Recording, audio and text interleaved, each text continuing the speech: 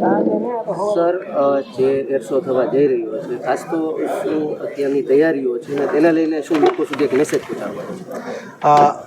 ભારતીય વાયુસેનાના સૂર્યકિરણ ટીમ દ્વારા 6ઠ્ઠી અને 7મી, મેઇનની 7મી આપણો ડિસ્પ્લે છે, એને સ્કેટ ડિસ્પ્લે કહેવાય છે, એટલે આપણે જેને એર શો કહીએ એવું, એનું આયોજન થઈ રહ્યું છે. સવારે 10 વાગ્યાથી હશે. આ 7 તારીખ આપણું રવિવારે જે આયોજન છે એનું 6 તારીખે ફૂલ રિહર્સલ પણ થવાનું છે, એ જ સમયે સવારે 10 વાગે. સ્માર્ટ સિટી વિસ્તારમાં આયોજન થઈ રહ્યું છે અને અટલ સરોવરની આજુબાજુનો, અટલ સરોવર અંદર નહીં પણ એની આજુબાજુનો વિસ્તાર, જે આખા અમારા રોડ્સ છે એને અમે વ્યૂઇંગ એરિયામાં કન્વર્ટ કરવાના છીએ, જ્યાં લોકો આવી શકશે અને ત્યાંથી વ્યૂ આખો ડિસ્પ્લે થઈ શકશે.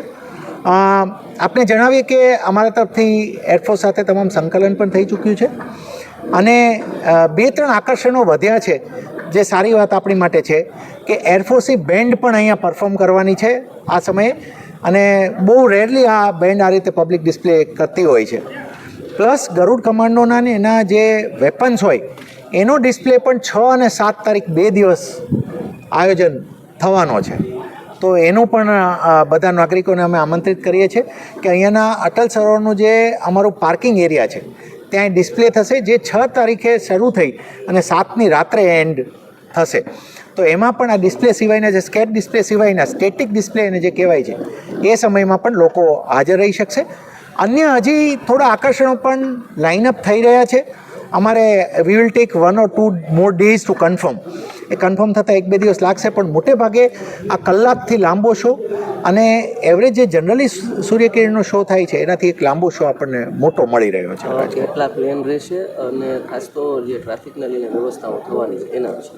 9થી વધારે એરક્રાફ્ટને અમે અપેક્ષા રાખી રહ્યા છીએ અને એ નંબર પણ હજી ઇન્ક્રીઝ થશે.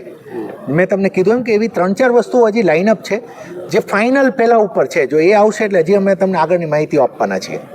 એટલે એ એરક્રાફ્ટ બધું રહેશે.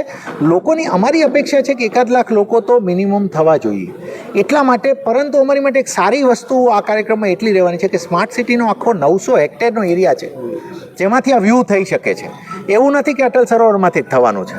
અટલ સરોવર ફક્ત અહીંયા જે સેન્ટ્રલ ટીમ બેસવાની છે એટલે આજુબાજુમાં એટલું ખુલ્લી જગ્યા છે કે લોકો ડિમોબિલાઇઝ પણ ઇઝીલી થઈ શકે ને મોબિલાઇઝ પણ ઇઝીલી થઈ શકે. એટલે આનો ટ્રાફિક પ્લાન પણ તૈયાર થવાનો છે. અમે મીડિયાના મિત્રોને ખાસ વિનંતી કરીએ છીએ કે લોકોના મોબિલાઇઝેશન અંતર્ગત તેમજ માહિતી બાબતે પણ આપણી માટે ખાસ અમને સહકાર આપે. અને રાજકોટ જે અર્સ્ટવાઇલ સૌરાષ્ટ્ર સ્ટેટનું એક કેપિટલ રહ્યું છે, ગુજરાતનું એક મહત્ત્વનું શહેર છે, આપણા નાગરિકો માટે આ એક ખરેખર એક બહુ યાદગાર એર શો થવા જઈ રહ્યો છે. એ ખૂબ લોકો જોડાય.